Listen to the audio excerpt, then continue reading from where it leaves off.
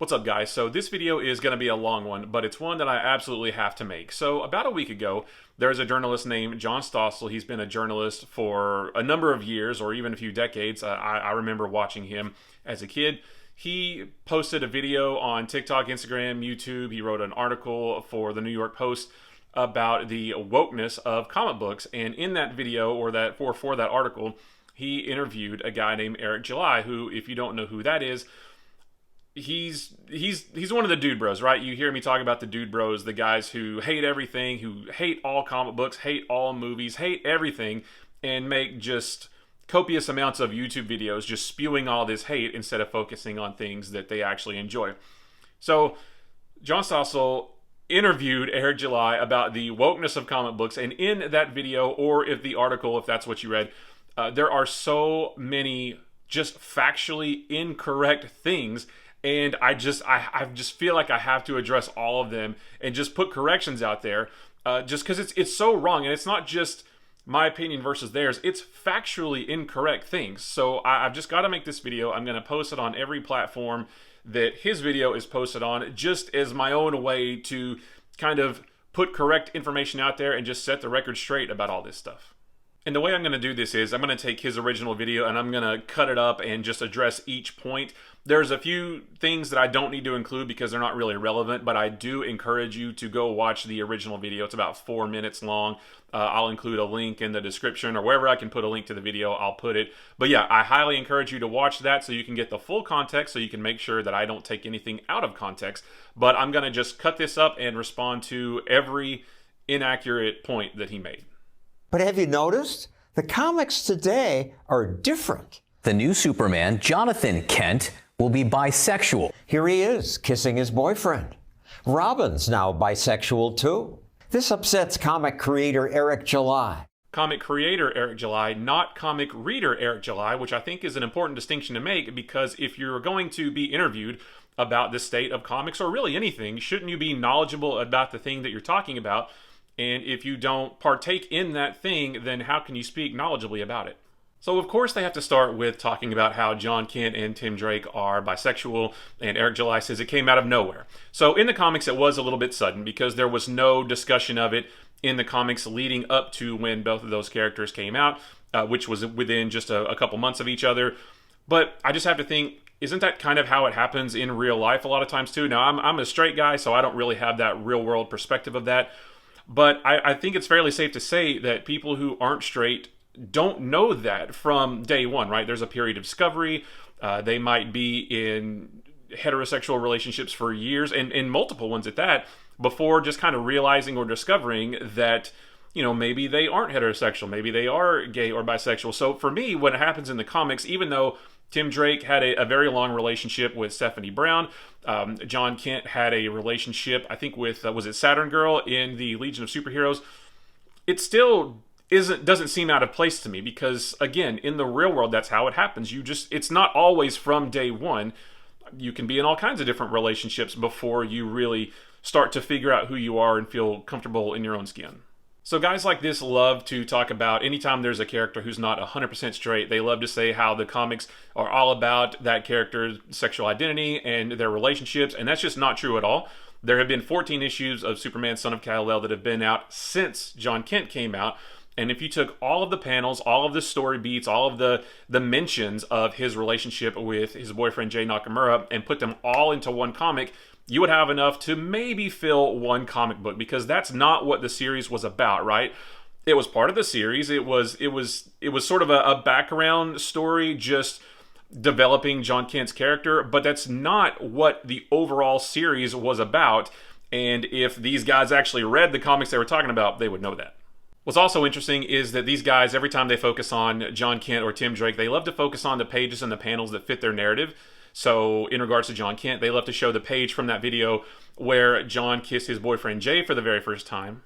But they'll never show you a page like this from Dark Crisis on Infinite Earths #6, where John Kent faced off against Darkseid and Doomsday and a whole host of other villains all by himself.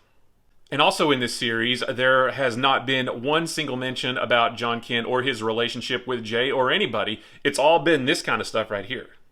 when it comes to Tim Drake. They love to show this page right here, which, you know, questionable art style. That's Tim and that's his boyfriend Bernard. But they never show you a page like this from the current Batman run. But what's new is that DC and Marvel are changing the identity of established characters. The new Batman is black. No, he's not. This character here is Jace Fox, who in the comics has adopted the mantle of Batman, but in the comics he is operating out of New York City, whereas Bruce Wayne, Batman, who has existed since 1939, is still heavily featured in numerous comics that are published from DC every single month. He is in one single series, and I think he was in a few panels in the Dark Crisis event that just ended. If you like this character, then that's awesome. There is one series that you can read to read about his adventures, and if you don't like this character, then it's very easy to just not read about him because, again, he's only featured in one single series, while Bruce Wayne's Batman is featured in a whole bunch of stories, so there's a lot of that version of Batman to read if you want. Also, keep an eye out because you'll see a lot of things like this throughout the video with 2-year-old dates and 2-year-old sources. I had to make sure that this was a current video, which it is, but the information is old. Sun Spider is like Spider-Man, except she's a lesbian who uses a wheelchair. Sun Spider is a character with spider powers from an alternate Earth. They first appeared in a story that was about 4 or 5 pages long in an issue of Edge of Spider-Verse that came out a few months ago. They have also popped up in a few panels of the new run of Spider-Man written by Dan Slott. But if you put all of their comic book appearances together, it would probably not even fill half of one issue because, again, this character has hardly appeared in any comic book at all, but whatever fits the narrative, I guess. And Iron Man is a teenage black girl. This is also wildly inaccurate because at no time was the character of Iron Man ever a teenage black girl. This character is Riri Williams, and yes, she did wear the Iron Man armor for a while, but the entire time, she was trying to figure out what to call herself. Nobody ever said, "Hello, Iron Man," or "That is Iron Man." She questioned a couple times, "Am I Iron Man?" or "What should I call myself?" And it was a few issues before her mother helped her settle on the name Iron Heart, but at no point was she ever Iron Man. Marvel and DC no longer have the best-selling graphic novels. Now the bestsellers are manga books from Japan. Often they aren't even in color, yet now they're the biggest sellers. Marvel and DC's aren't even in the top 20. They turned off their audience by focusing and hyper-emphasizing the social justice element of it. So I've made several videos before about comic book sales, and it's a much larger topic than can fit into this one video. But it is factually true that manga does outsell traditional Western comics. But it's not true to pin that on just wokeness in comics or the social justice issues of comics. There are so many factors that go into that. The availability of manga versus the availability of single issue comic books. Those comics are only available in comic book stores, which there's only about 2,500 of those across the country, whereas manga is available in Barnes & Noble and Target and Walmart and all kinds of places. Manga is categorized differently than traditional Western comics. So you have single issues here, manga goes here, along with things like trade paperbacks and hardcovers and omnibuses and that kind of stuff. It's not an apples to apples comparison. There's so many different factors that go into the reason that one outsells the other that it's disingenuous to say that it's only because of wokeness and social justice issues in comics.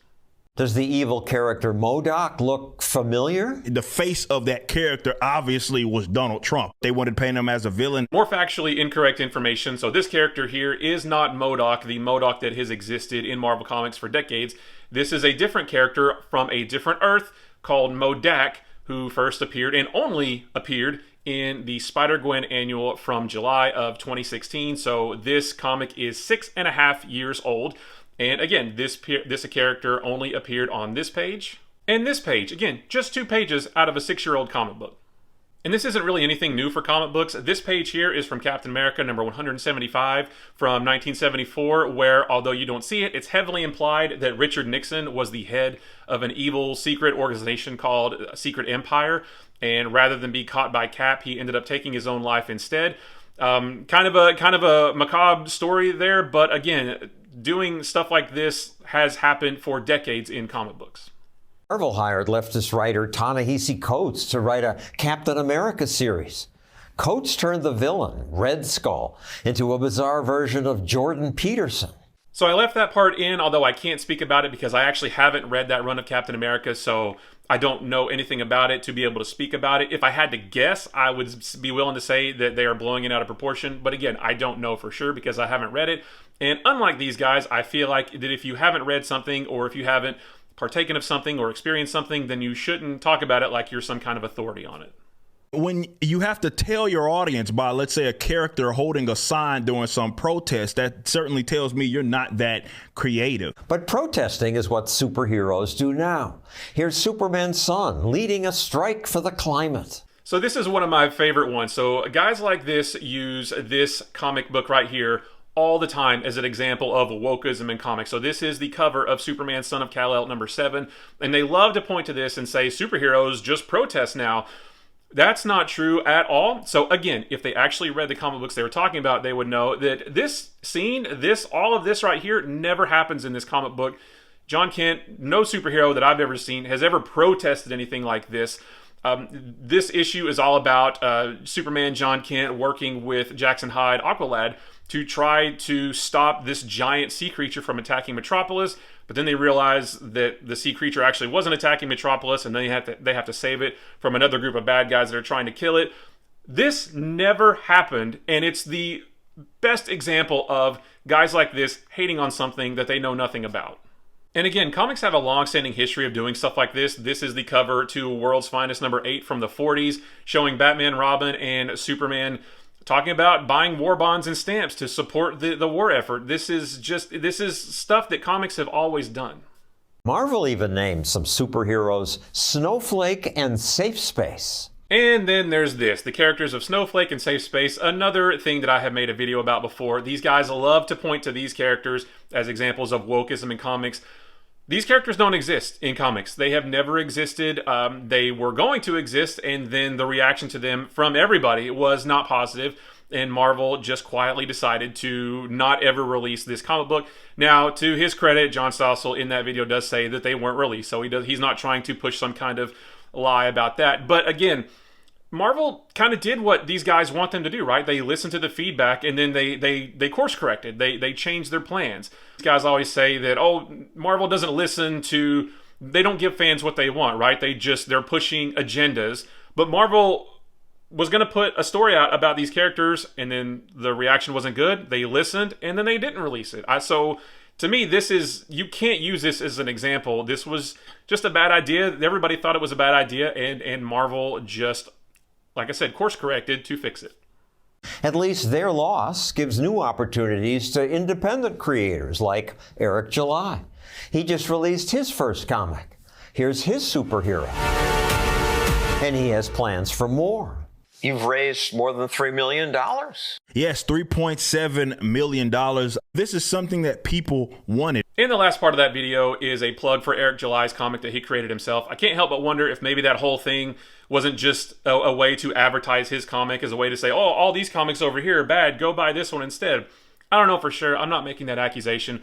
All I'm saying is it's a little bit suspicious, but who knows. Also, I've never talked about this book before because I've never read it, and I will never talk about it because I will never read it. I will never support somebody who works so hard to sow the seeds of hate and division, especially in comic books and entertainment, because again, it's entertainment, right? Like, it should all be fun. If you don't like it, just don't read it, don't watch it, don't whatever. But it's entertainment, and there's no reason to spew so much hate about it. So I'll never support somebody who works so hard to do that. But because I'll never read it, I'll never say whether it's good or bad, because unlike these guys, I don't feel like I should talk about something if I haven't experienced it for myself.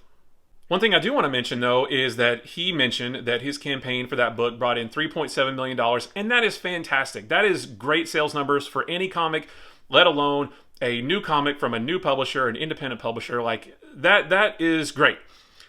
What nobody talks about, though, is that each one of those comics, that one single comic, costs $35 for about 80-something pages with $10 shipping. So one single comic book is going to cost you about $45. Now, in the lead up to the release of this book, all of these guys, all of the dude bros and all the guys supporting this, were talking about it like it was the second coming of comic books, right? Like, Marvel and DC are scared. This is going to put Marvel and DC out of business. This is what comics are going to be from now on. And they used that $3.7 million as their backbone for that argument, right? But again, it's $45 for one comic. So if Marvel and DC were charging that much for all their comics, they'd be raking in millions upon millions as well. So again, I'm not trying to take his accomplishment away, because $3.7 million is great, but I just want to make sure that everybody, that all the facts are laid out on the table.